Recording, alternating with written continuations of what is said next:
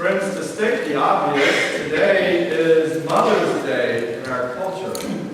It's so wonderful to have so many children, both young of age and adult children, who are here today to be with their families for this occasion. A day to honor and celebrate the life and love that has been bestowed upon us by all those who have mothered us along life's journey. For many of us, that love is directed toward a biological or adoptive mother who raised us from childhood, and if we're fortunate, is still a part of our lives today. But also, for many of us, there have been other mother figures in our lives who have also been transformative, perhaps even more transformative than our own mothers. And some of these mother figures, as I said in my greeting, may even have been or be men. Mothers come in all sizes and shapes and genders. Others of us have in the past and do even currently struggle with our mothers. After all, that's the obvious too, isn't it? After all, mothers are human. They're imperfect, and mothers deal with struggles of their own, just like the rest of us. And that's why I always struggle just a bit with this day. I struggle with the way that Mother's Day is often celebrated in our culture. It's often, from my perception, a kind of saccharine sweet occasion in which mothers are almost deified, if dare I say it, and fueled by the card and floral industry.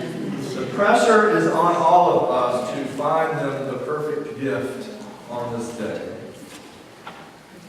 But I hope you know, but in case you don't, that's not the way that Mother's Day began. In fact, it was quite the opposite. It all started in the 1850s when West Virginia women's organizer Anne Reeves Jarvis held the first Mother's Day Work Club to improve sanitary conditions and to try to lower infant mortality in her community by fighting disease and curbing milk contamination. These groups that took hold in that area also tended for wounded soldiers from both sides during the Civil War. And West Virginia would be an obvious place to have young men serving both sides of that terrible struggle. In the post-war years, another justice advocate, Julia Ward Howe, whom you may know as the composer of the Battle Hymn of the Republic, issued a widely read Mother's Day proclamation in 1870, which called for women to take an active role in promoting peace in the United States and around the world. And around that same time, Anne Reeves Jarvis, who I just mentioned, had initiated a Mother's Friendship Day for Union and Confederate loyalists across her state, seeking to unite former foes and advocate for an end to war. But it was Jarvis's daughter, Anna, who was most responsible for what we now call Mother's Day, following the work of her own mother. And Anna would actually spend most of her later life fighting the sentimentality of what Mother's Day was becoming. Far from a hallmark moment, Mother's Day began as a peace and justice movement led by women who had a fierce, fierce love for not only their own children, but for all the young and adult children in their community devastated by poverty and war. I thought again about this kind of fierce love recently as I watched the news coverage of the Baltimore protests. Protests which arose after the death of a young black man in police custody, and which drew still more attention to what we are now understanding, perhaps we have ignored for some time, widespread injustices in our criminal justice system. And unfortunately, these necessary and largely peaceful protests were briefly marred by a much smaller group who engaged in violent action. And I'm sure that many of you saw this clip on the news that went viral, I understand, of the mother who forcibly pulled her young son out of the middle of a group of young men who were on the verge, perhaps, or moving toward engaging in some kind of destructive response. And the image is still seared in my mind. The image of her charging into the midst of this group of understandably angry young men and pulling her son out by the back of his sweatshirt, dragging him out of the crowd and boxing him up against the head and shouting at him at the top of her lungs, voicing her disappointment and reminding him that she did not raise him to be violent under any circumstances. And it seemed to me shaming him appropriately into a retreat from the crowd.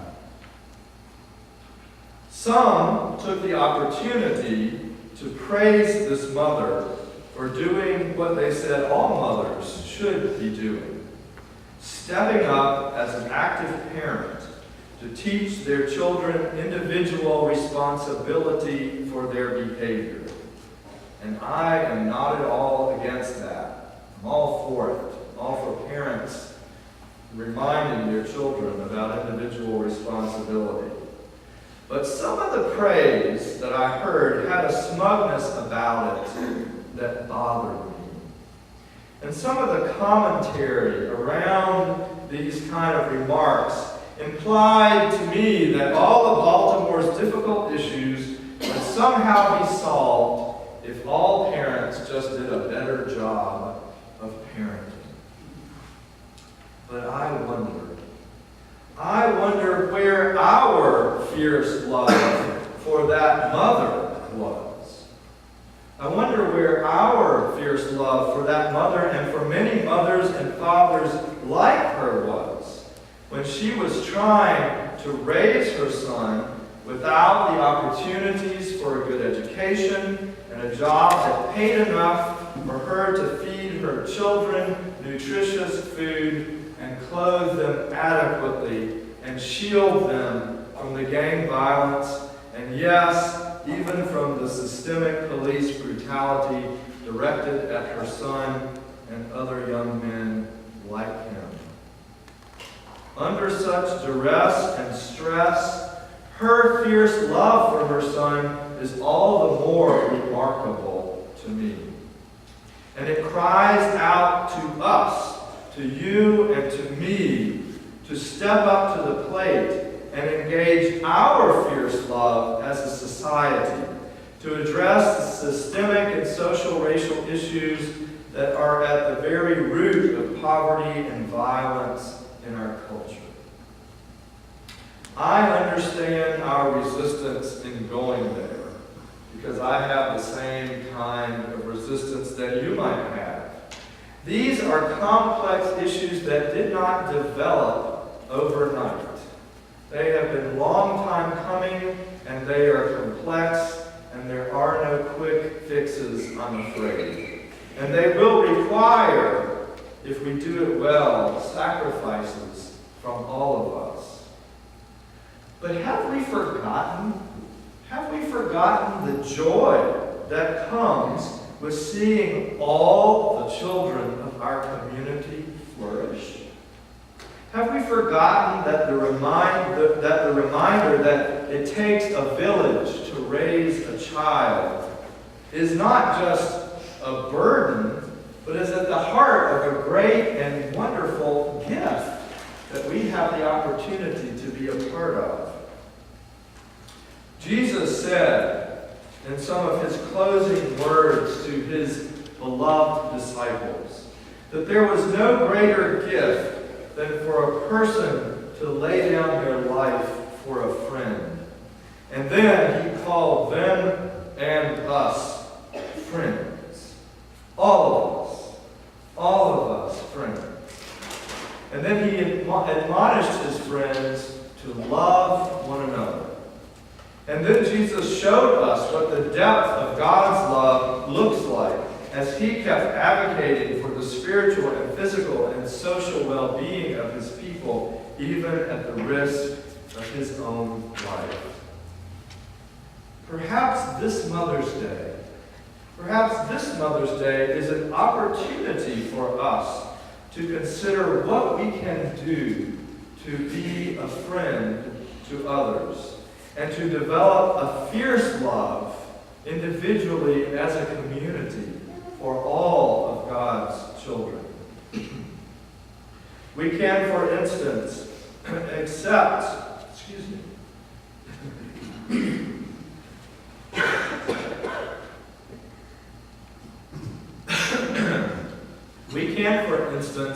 accept Bread for the World's invitation through Pat this morning to send a letter to our congressperson and advocate for policies that will lessen hunger and poverty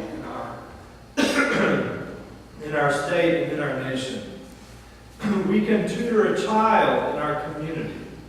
We can help build a playground, as some of us did recently, for children in our community.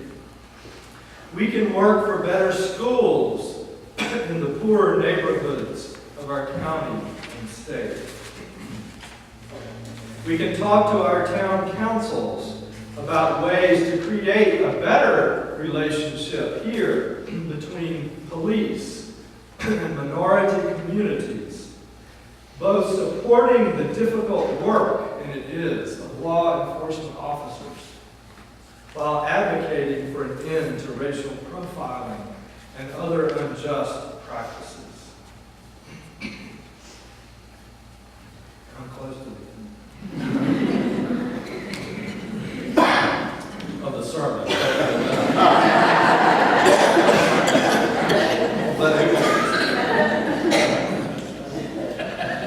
When I look out on this community of faith, I see all kinds of fierce love in this church.